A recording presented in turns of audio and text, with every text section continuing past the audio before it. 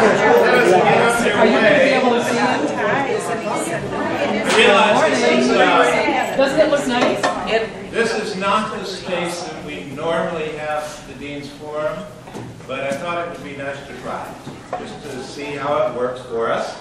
I realize the room is, you can cut right behind me, that's why I moved this out. So we'll have people coming through. Okay. I don't get interrupted by such things, I hope you don't. I will try to play to the room with my voice, okay, so that everyone here can hear okay.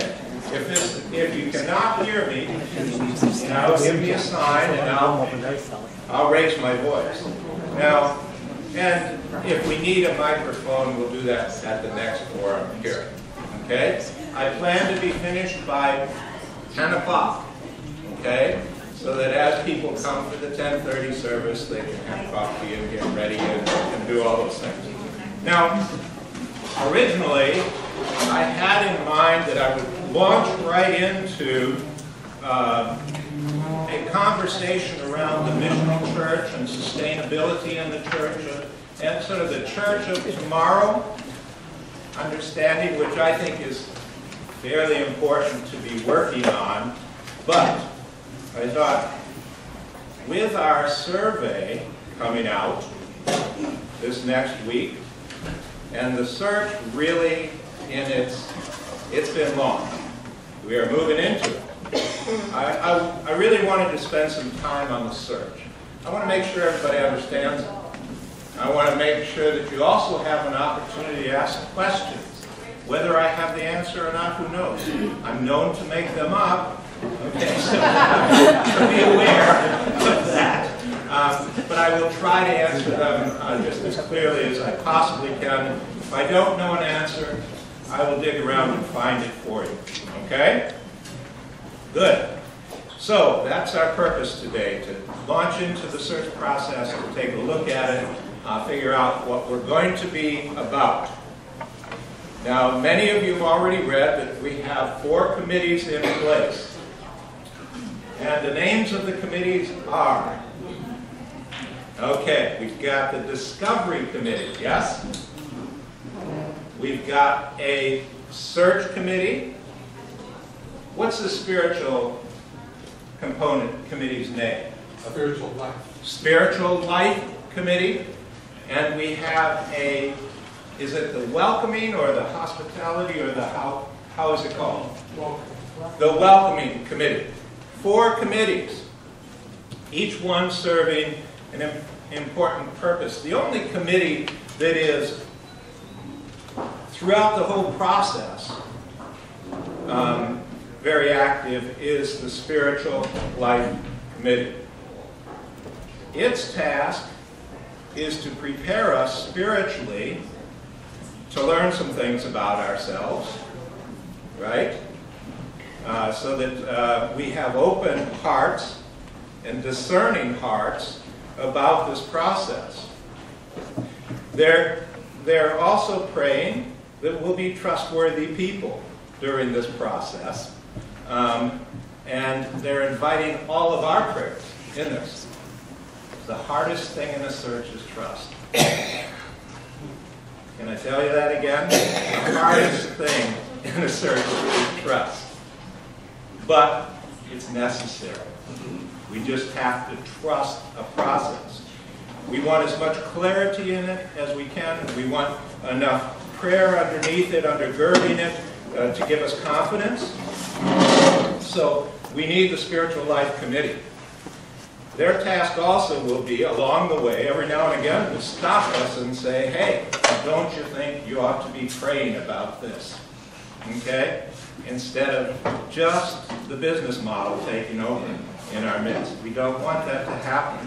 We want to use every good gift we have, and our wisdom and our experience, but we want it to be prayerful and discerning. We are looking for the heart of God here in our future.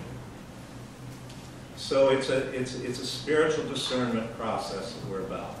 It's not an election or things like that. In the end, There should be no winners and losers. There should be a call that God wants to have happen. That's what we're about, okay? Simply put. So, Spiritual Life Committee, very, very important. The committee that is launched already and active, as well as the Spiritual Life Committee, is the Discovery Committee. The Discovery team. Sally Cunningham is chairing that. There's a number of people on it. It is the committee that works diligently to identify who we are, where we're going, and what characteristics of a leader we want to be in process with us as we move into the future. Okay? So that committee will have a number of activities over the next few months. We hope by beginning of the year, shortly thereafter, they will be able to come back to us and say, this is who you said you are. This is what you said you want. This is what we're looking for. So they're creating a lens through which the search takes place based upon who we say we are and who we say we want to be in the future. That is critical. That is critical work. It's hard work to get at. Some of it is conversational work. Some of it is getting in tune with what's going on in the neighborhood and what people think of the place here. Some of it is surveying this group, our congregation, to get at some of the drivers of our energy and so forth. So I'll describe that survey in more detail in a couple minutes because I want you to know about it. So they will be putting what used to be called a profile together. It's more of a portfolio, I guess now. It's not quite the written document we used to have. How many of you have been in searches, processes in the past? A fair number of folks. So it won't be so much of it will be done online. That's how people will seek us out and how we'll seek other people out. Okay? The third committee is the search committee. They will kick in. Jim Huber is the chair of that. That will kick in at a certain date. Now they'll be getting ready to launch the name process. I want to make sure you understand this. No names will be entertained until a date certain. So if you have a favorite nephew who's a priest in New Jersey, forget about it. We don't want to hear about him. Okay? Not a bit until a day certain. Okay? Until a day certain. As soon as that door opens, that window opens, hey, send in names. We will start that process of winnowing down. Okay? More the merrier. I'm guessing, I don't know, it could be over 100 names, certainly, that will be in this process. I think last time, how many? 149. How much? 149. 149 last time. So that's not an exaggeration over 100, right? Okay, now I hope that we'll be so well defined that some people will sort themselves out. They'll look and they'll say, you know what, that's not for me. Because we'll have identified ourselves that well. That would be great. But we'll still have quite a number. I have to say, the position here as dean is a wonderful position. You need to be aware of that. It is a position that people will consider. How would we word it, John? A plum in the business? A plum. I think that would be for a bishop. Oh.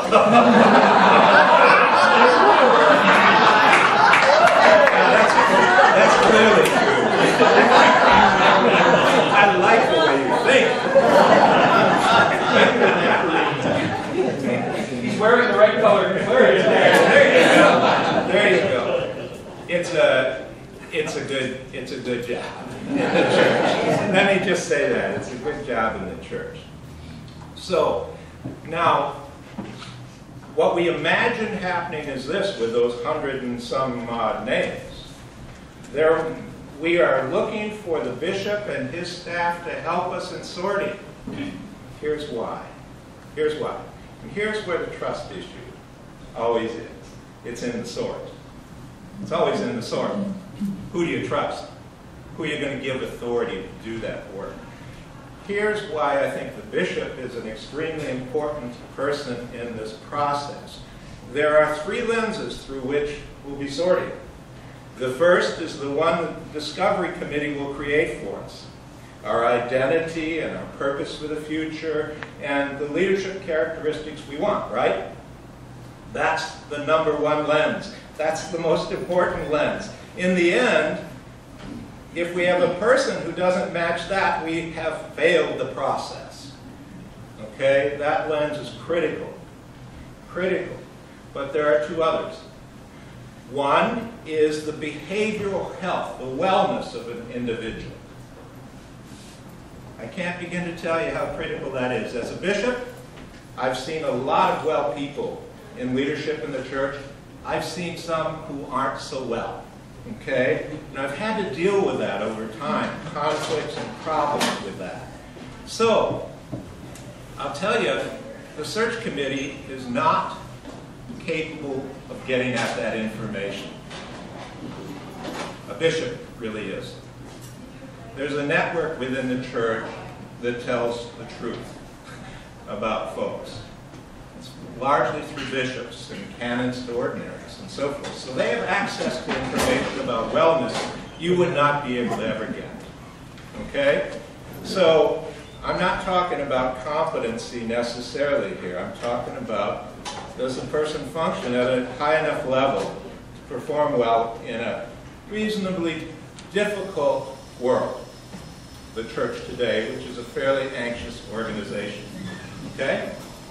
So, the third lens is the lens of, does this person fit in the diocese, in ECMN?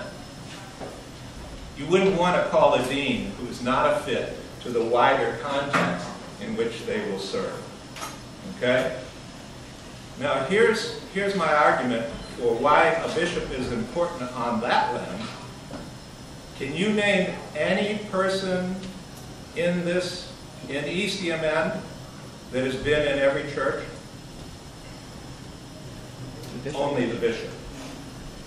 Only the bishop has seen this whole outfit. He's the only one. No one else. Okay, so they have an advantage understanding of the wider context. That's their job. They are performing in that wider context. That's why we have to trust them about the fit. Okay, so we're counting on the bishop and his people to sort around wellness and around the fit. But the first lens through which the bishop and others will look, and the final lens through which the search committee will look, is the one created by the Discovery Committee. Who we are. There should be no variance in that. Okay?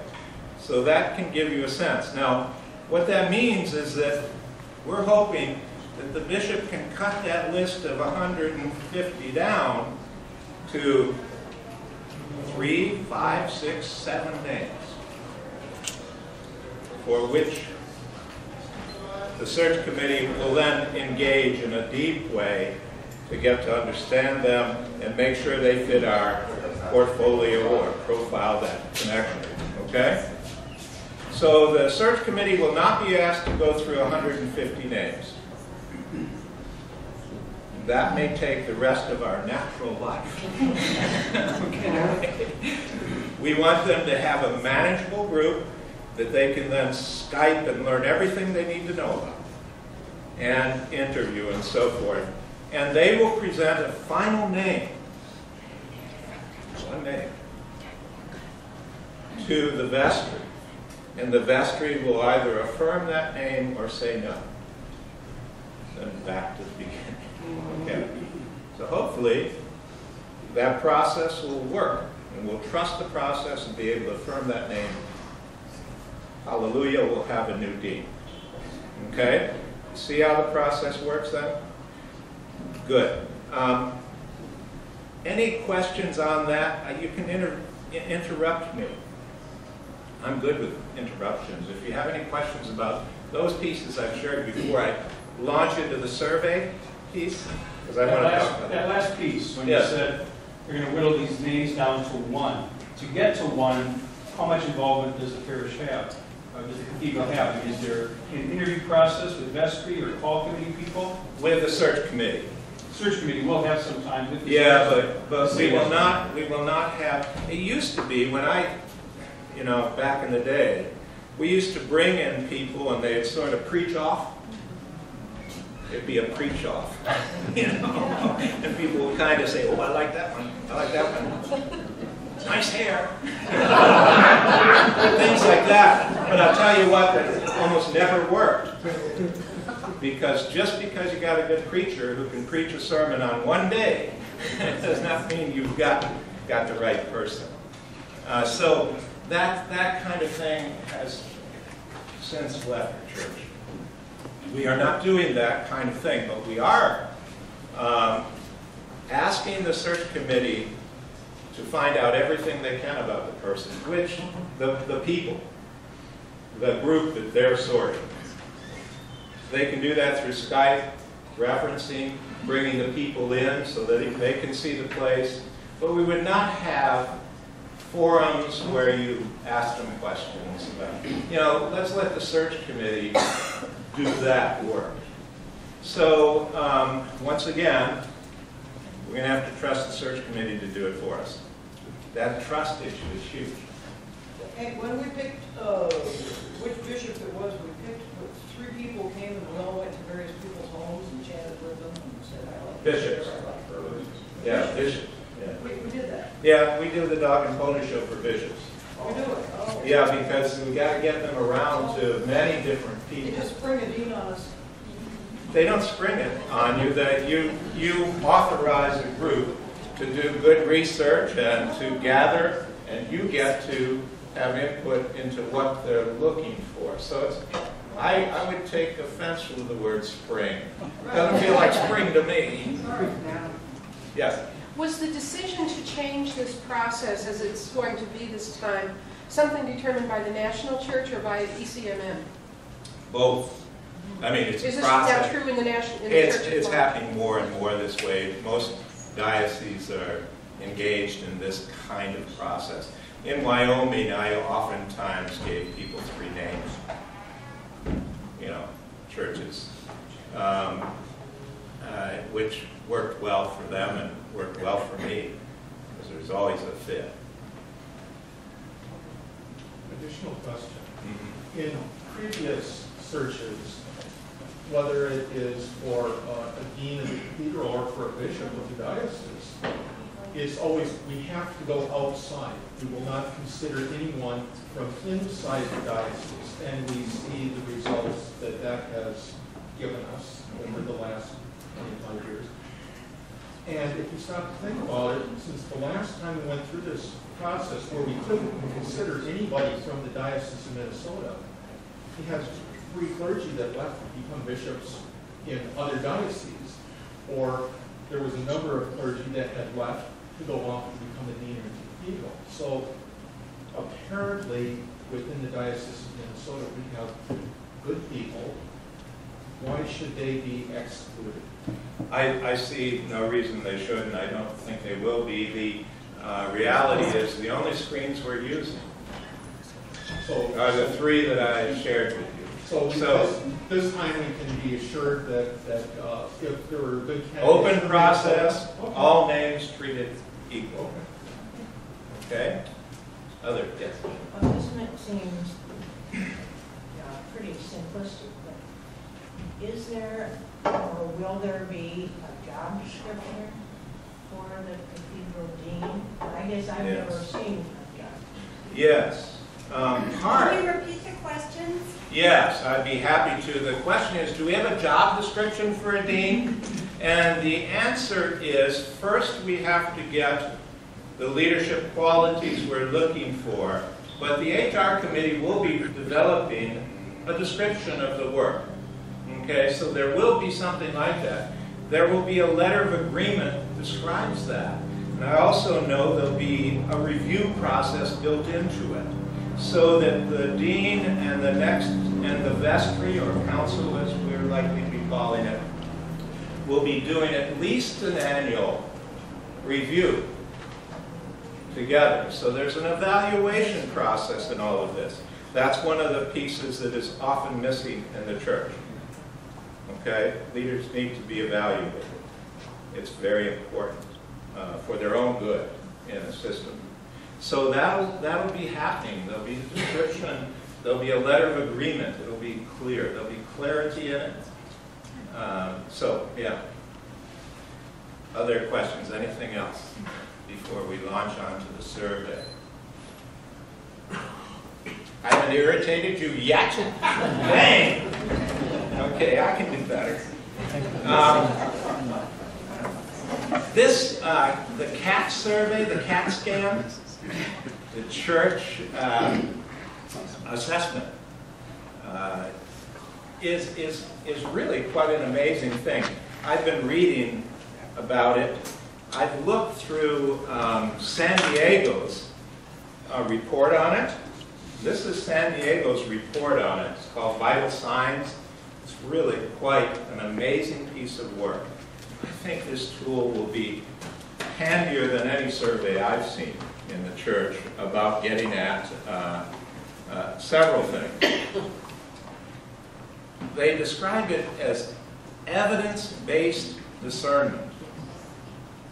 Wouldn't it be nice to actually have some data in hand when we make decisions instead of everything being anecdotal? I mean, everything is anecdotal in the church. I think the church is this way because that's how I see it. What we want is we want to know how all the members see it. And we want to be prepared to hear back what they have to say, because that's scary. Leaders don't like to hear back what people have to say generally. They'd rather make up stories on their own about it. But here's the deal. This is going to be objective. You all get to fill out the survey. And a couple of things, what they're trying to get at is the vitality of this church, this cathedral. Vitality is measured in two ways in their work: satisfaction and energy. Satisfaction and energy. They say they can pretty much tell you something about any church by asking two questions. One, how satisfied are you with what is happening in your church overall? How satisfied are you with what is happening in your church overall? Okay, the second is what you perceive as the level of energy and excitement in your church. Okay, those two things will tell you whether you have a vital church or not. Notice I didn't say, I didn't talk about doctrine. I didn't talk about theological perspective. I didn't talk about pastoral care necessarily. I didn't talk about a lot of stuff. Just talked about energy and satisfaction. Now what drives that, we'll try to get at as well. There are drivers of energy and satisfaction in churches. They are all over the map.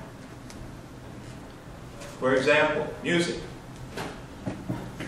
Okay, some people would say, I am hugely satisfied with a particular style of music. Others might say not so. But we will get to find out the drivers of our satisfaction. What is making us satisfied or not?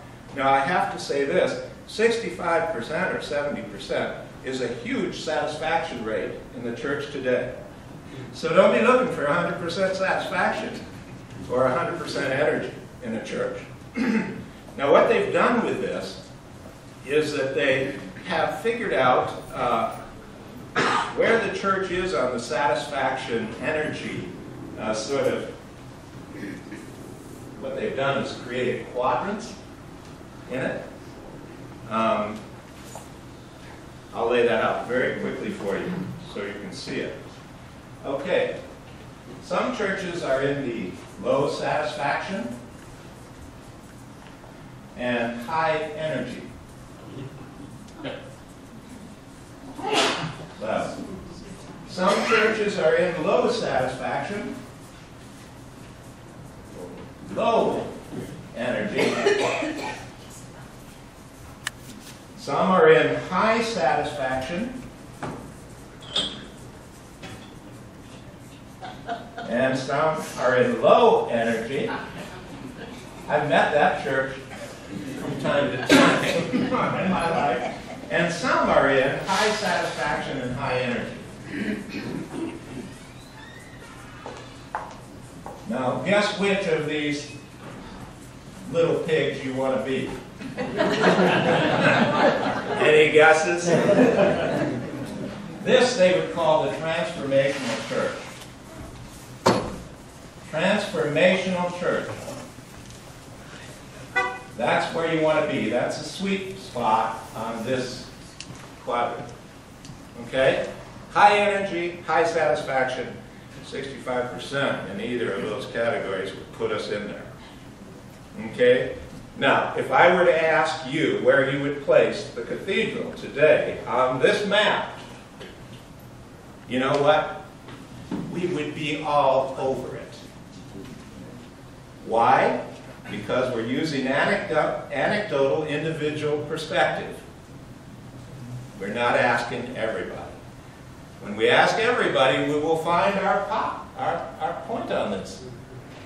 And wherever we are on that map will determine what we need to be doing, what kind of leader we need to have. It will help us understand where we are. Some of the drivers we need to be working on to build satisfaction and energy, and what type of leader could lead us to them. Each type has different qualities, each leader depending on where you are. There are different qualities. One size does not fit all churches. Okay? So that's the point of all this. This is some very interesting work that's being done that we'll be learning about ourselves. So, I just think this survey is critical. If you don't fill it out, shame on you. Okay? Because we need your voice. How are we going to find our way without you? Right? We absolutely need your work on this. I know it's going to take 40 minutes, but it'll be the best 40 minutes you've given to the church this year. Trust me. We will not move forward in this search adequately without your voice. So let's do that.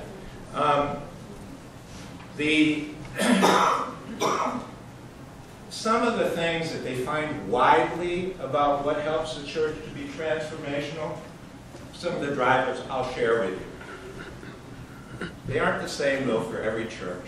But I want to give you a ballpark of what most vital churches have happen within, okay? First is vital worship. Once again, I defy anyone in this room to describe that. I know when I'm satisfied with it, though. I know when I have energy about it.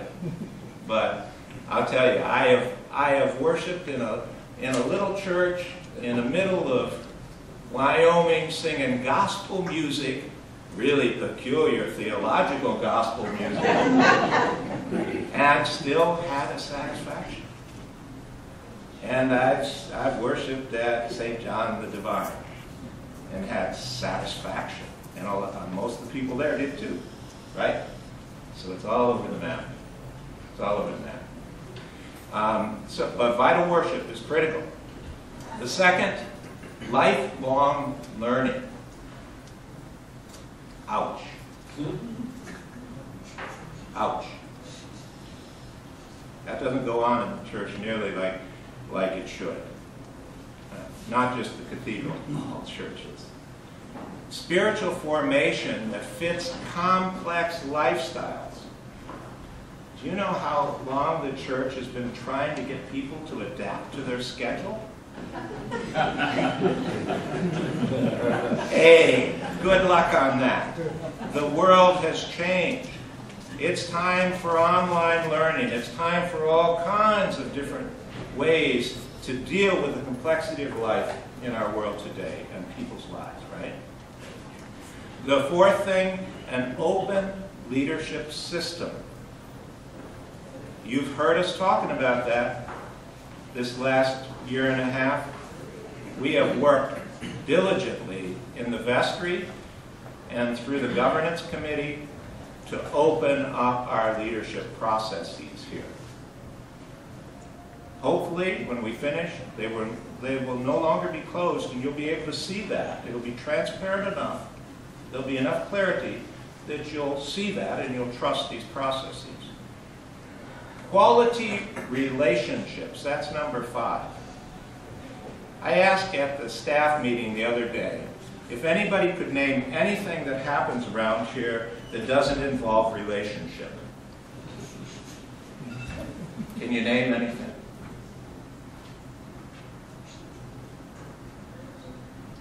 I can't either. Doesn't that say something about the quality of relationship we need to move forward? Everything in the church depends upon relationship. It all depends on wellness and quality of relationship. That's what gives us good energy and good focus and moves us along. So that's a very important thing to pay attention to. I would say that beyond the church, we need to work on relationships with the world. You know, I've met the guy down who runs Dunn Brothers. We're going to bless animals at St. Francis service. After the service, we're going to go down there and have a station and bless animals at Dunn Brothers. That's building relationship, right? That's what that's about. We have to build relationship. And finally, number 6 is flexibility. If you don't have an adaptive institution, it just doesn't work in a changing world, right? You all know that. What institution have you been in? Any institution, even family, that hasn't adapted over the last few years? We know the ones that aren't flexible because, well, most of them aren't with us anymore, right? That's what happens. They go extinct. So flexibility is absolutely critical. So those are, I think, 6 things that are signs, drivers of vitality in churches, generally speaking. We will find others through the survey. And we'll find some that we really want to have happening that we aren't doing so well with. So we'll be able to identify those things through the survey. Okay, so that's what I wanted to share with you about the survey itself, the importance of it. I also want to encourage you to do your book groups. And we've got these 2 books, People of the Way and Cultivating the Missional Church. Next time I'll be digging into sustainability a bit, be the issue that I'll be dealing with. Eric Law, a friend of mine who he maybe has been in ECMN. I don't know whether he's been. Eric's a great guy, and he's done a book which we have in the bookstore called Holy Currencies, 6 Blessings for Sustainable Missional Ministries. And I want to go over that some with you because one of the blessings that he looks at is relationship and how to build the currency of relationship in a community. Critical. Wellness is another. Money, time, space, all that too. But wellness and relationship, so critical. And truth. Truth-telling. So, anyhow, I'll be dealing with that at the next Dean's Forum. In the meantime, we have a few minutes, and I'm grateful to answer questions. Yeah. Does HR look at past performances and successes of previous teams that have been here at the Cathedral? I mean, that's sort of a hiring is how successful was this last one? Right. Is that looked at? Yes, the Discovery Committee will be doing a history. They'll be looking at the history, and that part of that is history of conflict and history of successes, failures, things like that. So that's very important to do. No sense of repeating mistakes. I have a question. For the survey, can more than one adult in a household fill it out? More than one They don't adult. have- they do Anyone separate- over they do 16 years, separately? anyone over 16 years old in your household should take the survey. Yeah, do it individually, because just a family doesn't have the same perspective as a unit. Yes. For the people that come to church but aren't official members, how will the survey thing happen for them? Some of that will happen. There'll be some self-screening. If somebody just shows up at the church, my guess is they will not be jumping online to do 40 minutes of survey. So there'll be some self-screening. But we will send a letter to our regular folks. There's no sense in sending it off to somebody who has a very tangential kind of relationship to the cathedral, who lives in California or somewhere, and really doesn't have the heartbeat of the place. So we want people with their finger on the pulse of it, right? Other questions? At the same time, general participants that are members will be encouraged to partake if they'd like. Well, I don't know. I'm not sure about that.